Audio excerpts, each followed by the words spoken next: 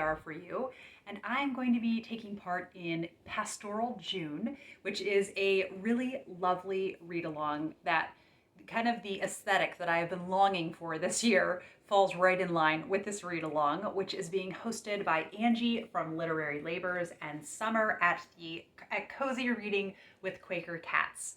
They have 4 prompts for this, and I am just really pleased to be reading these books. A couple of these you have heard me talk about in my prior June TBR video, and there is one prompt which is the group read, and that is of Larkrise to Candleford.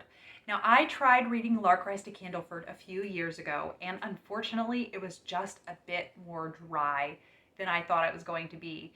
I am obsessed with the TV show, and they are probably going to be doing a watch along of some of the TV show, which is so fun. So I will be taking part definitely in the watch along, but I think just for now, the library doesn't have the book, and I sadly gave away my copy, which I feel conflicted about now because maybe it would be a hit with me, but I think I just know I'm not that motivated to read it, even though it is the group read.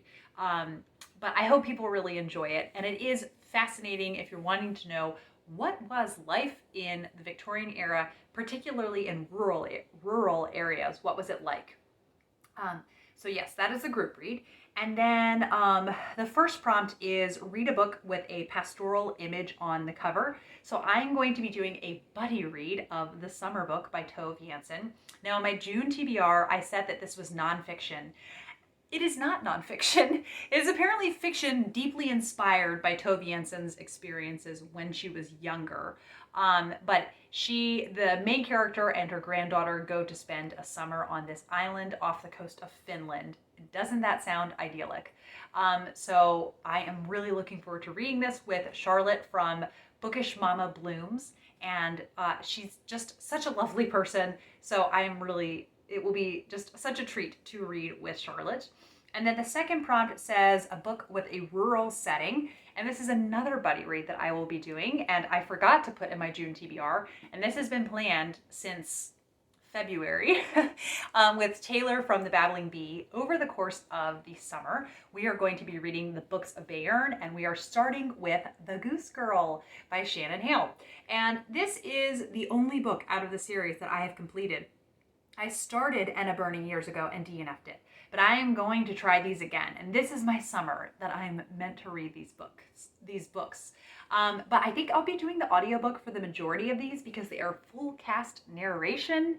But I do have the physical book of The Goose Girl, and I'll probably check out the physical books of the other ones. The physical book does have, I like this little detail with the first letter in each chapter having an illustration.